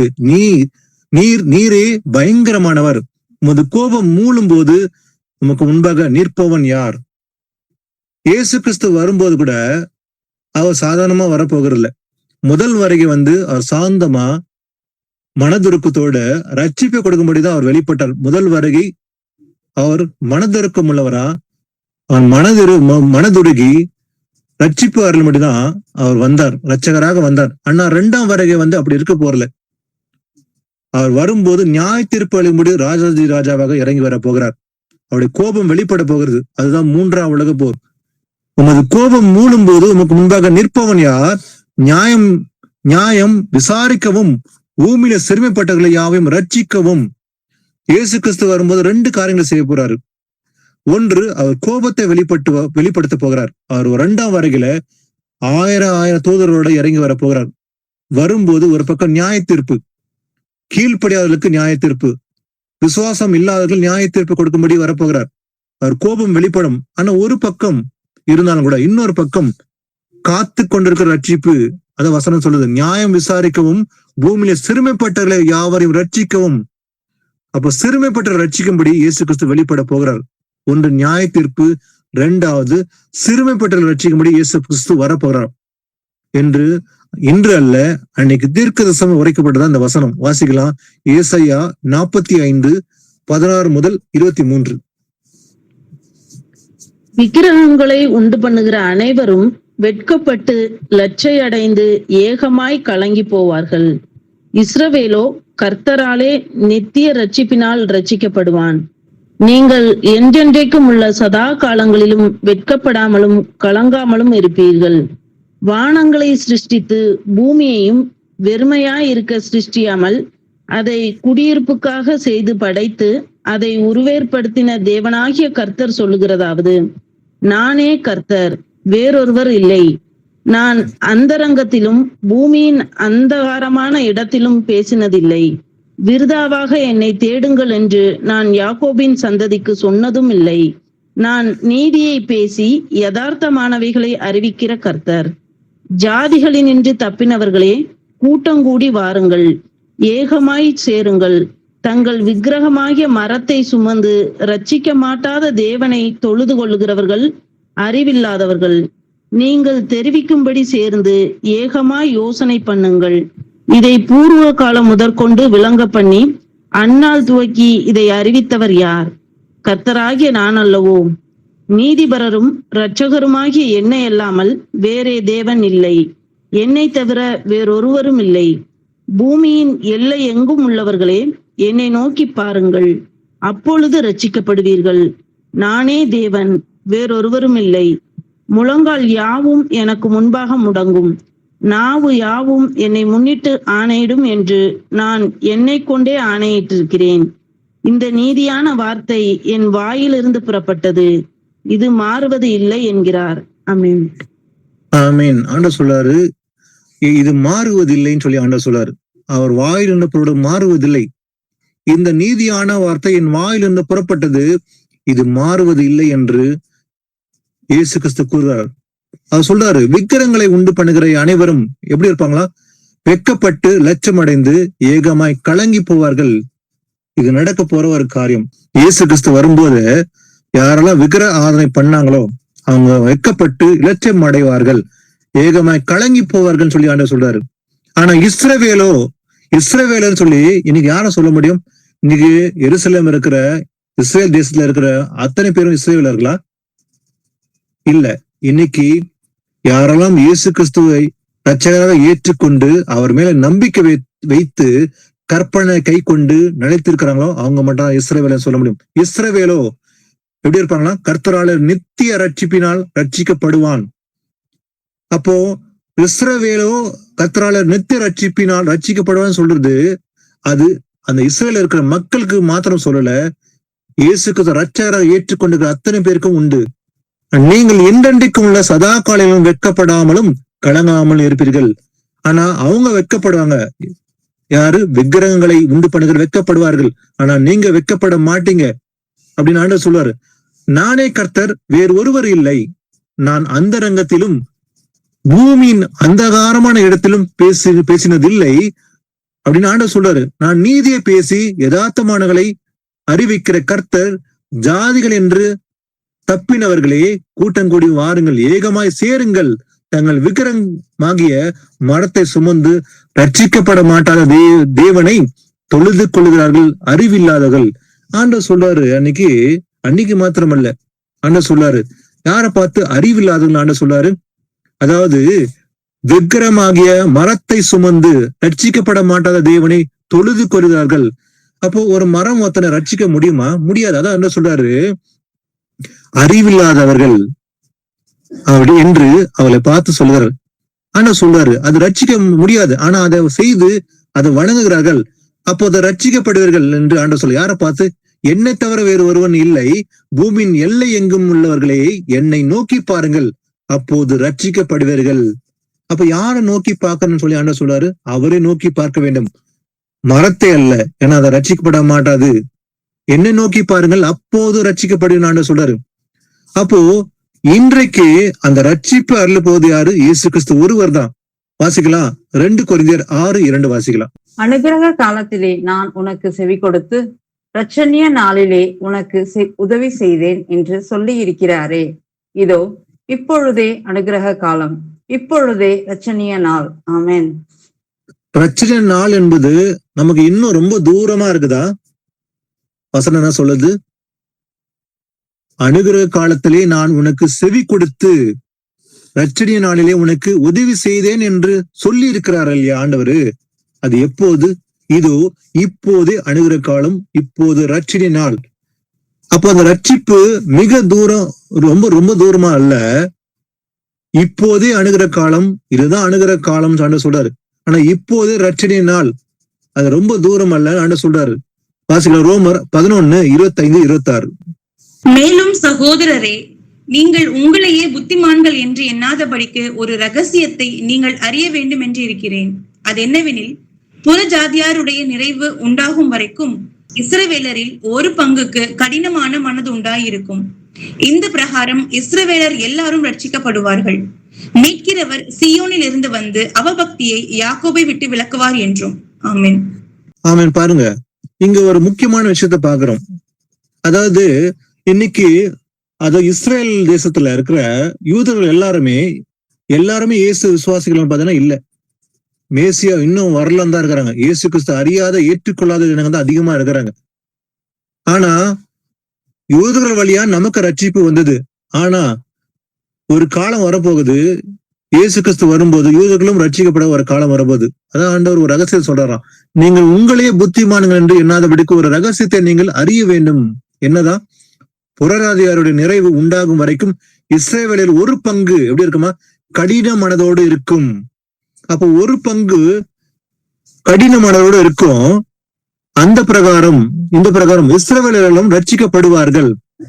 இன்னைக்கு இஸ்ரவேலர் ரட்சிப்பு அடையாதபடிக்கு அவங்க விசுவாசம் இல்லாம இருக்கிறாங்க. ஆனா இயேசு கிறிஸ்து வரும்போது கண்டு ரட்சிக்கப்படுகிற ஒரு தொகை இருக்க போகுது, ஒரு பங்கு இருக்க போகுது. அப்ப 3/2 பங்கு ஜக்கரியா 14 சொல்லப்பட்டது போலவே அவர்கள் தங்கள் ஜீவனை இழந்து விடுவார்கள். ஆனா ஒரு பங்கு காப்பாற்றப்படுவார்கள். அதான் சொல்றாரு, இஸ்ரவேலர்கள் எல்லோரும் ரட்சிக்கப்படுவார்கள்.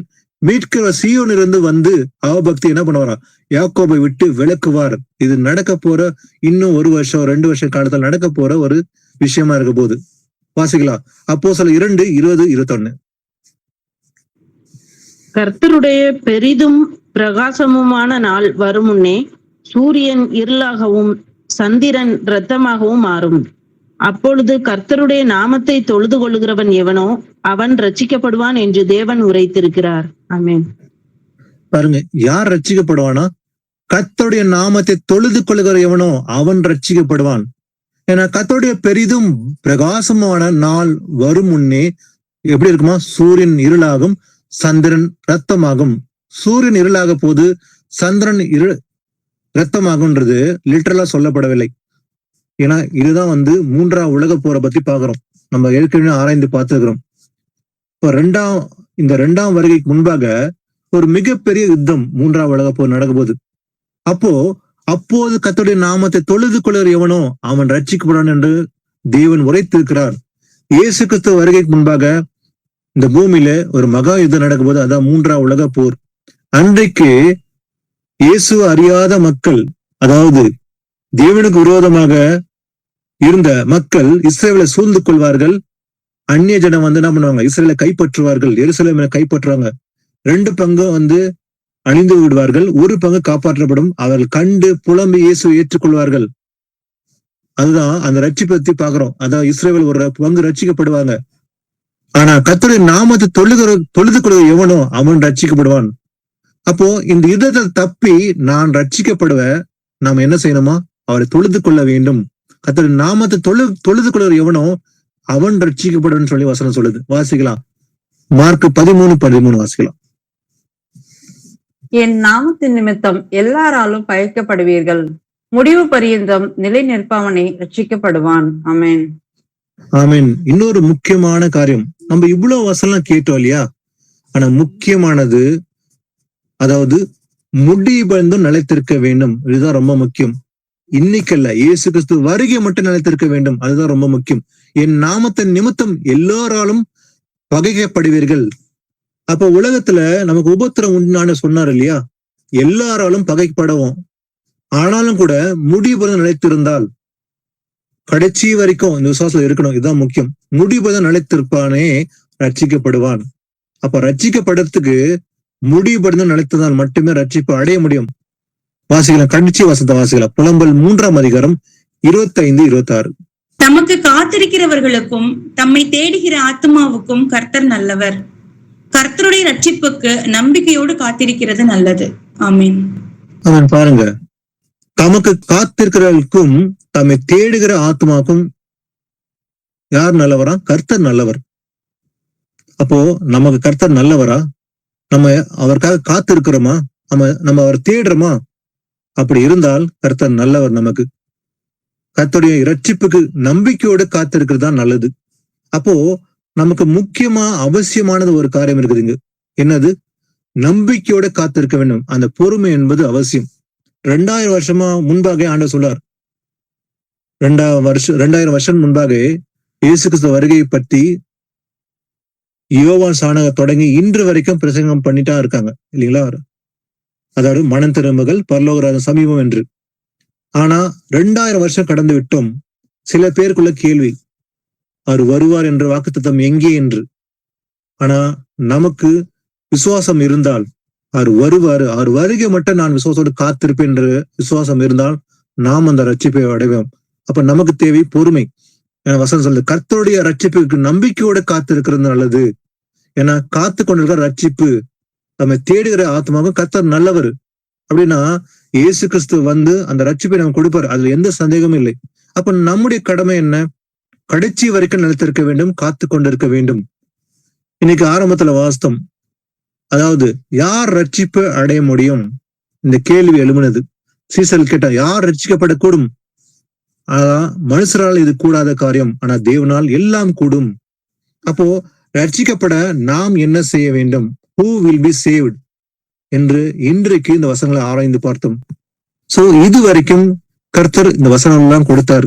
ரட்சிப்படுவதற்கு நாம் என்ன செய்ய வேண்டும், யார் ரட்சிக்கப்பட முடியும் என்பதை இந்த வேத வாக்கியம் மூலமா அறிந்து கொள்ளும்படி தேவன் கிருபை கொடுத்தபடியால் அவருக்கு நன்றி செலுத்துவோம். நன்றி செலுத்தி ஒரு ஜெபம் செய்யலாம். சர்வ வல்லமுள்ள தேவனாக கர்த்தாவே, ஏசப்பா உங்களுக்கு நன்றி செலுத்துகிறேன். உம்மை போற்றி வணங்கன் கர்த்தாவே, நீ நல்லவர், கிருபை நிறைந்தவரை, மாறாதவரை, இரக்கமுள்ளவரை, மன துருக்கமுடையவரை. அப்பா உம்மை போற்றி வணங்கி உம்மை துதிக்கின்றோம் கர்த்தாவே. ஏசப்பா, இதோ இந்த வேதத்தில் மறைந்திருக்கு இந்த ரகசியம் எல்லாவற்றையும் அறிந்து கொள்ளும்படி அப்பா எங்கள் மனக்கண்களை திறந்தபடியால் உங்க நன்றி கர்த்தாவே. அப்பா உங்களுடைய கிருபினால் அப்பா எங்களுக்கு ரட்சிப்பை கொடுக்க போவதற்காக நன்றி கர்த்தாவே. அப்பா இன்று மாத்திரமல்ல, முடிவது நாங்கள் நிலைத்திருக்கும்படி அந்த கிருபை தாங்க கர்த்தாவே. கிருபைனாலே விசுவாசத்தை கொண்டு ரட்சிக்கப்பட்டிருக்கீர்கள் என்று சொன்னீங்க கர்த்தாவே. அதே போல கர்த்தாவே, ஒருவரும் தவறி போக கூடாதபடிக்கு கர்த்தாவே எல்லோரும் காத்துக்கொள்ளும் கர்த்தாவே. கேட்கிற ஒவ்வொரு மேலும் கிருபை இறங்கட்டும் கர்த்தாவே. உடைய தயவு, உடைய அன்பு அப்பா இறங்கட்டும் கர்த்தாவே. அந்த குடும்பம் மேல இறங்கட்டும் கர்த்தாவே. எஸ் அப்பா, ஒவ்வொரு நாளும் வேதவத்தை ஆராய்ந்து நிதானித்து அதை கை கொண்டு நிலைத்திருக்கும்படி அந்த கிருபை தான் கர்த்தாவே. எஸ் அப்பா, இந்த வருகை மற்றும் விசுவாசம் நிலைத்திருக்க அப்பா இந்த தயவு தர வேண்டும் கர்த்தாவே. ஏசப்பா, அதே போல கர்த்தாவே, எல்லா சூழ்நிலையும் நன்றி செலுத்தி எதை செய்தாலும் கர்த்தருக்கு என்று மனப்பூர்வமாய் செய்யுங்கள் என்று சொன்னி கர்த்தாவே. அந்த பொறுமையோடு அப்பா எல்லா காரியம் செய்து கொண்டு முடிவு நிலைத்திருக்க அந்த பொறுமை தான் கர்த்தாவே. அப்பா ஒருவரும் வலுவிலகி போகாதபடிக்கு, வலது பக்கம் விழுந்து விடாதபடிக்கு கர்த்தாவே. அப்ப நீர் அழைத்த இந்த விசுவாச ஓட்டத்துல பொறுமையோட ஓட பொறுமை தான் கர்த்தாவே. அதே போல அக்கிரமங்களை மன்னித்து கர்த்தாவே, பாவத்தில் சிக்கிக்கொள்ளாதபடிக்கு, ஆவி ஆத்மா சரித்து கரைப்படாதபடிக்கு தங்களை காத்து கொண்டு முடிவு நிலைத்திருக்க அப்பா தயவு தாங்க கர்த்தாவே. எஸ் அப்பா, இது வரைக்கும் அப்பா எங்களை நடத்தினரே, முடிவு எங்களை நடத்துவதற்காக நன்றி கர்த்தாவே. துதியும் கனமும் மகிமையெல்லாம் ஒருவருக்கு மாத்திரமே செலுத்துகிறேன். வல்லமுள்ள இயேசு கிறிஸ்து நாமத்தில் ஜெபிக்கின்றேன். ஆமேன். Praise the lord brothers sisters. Thank you.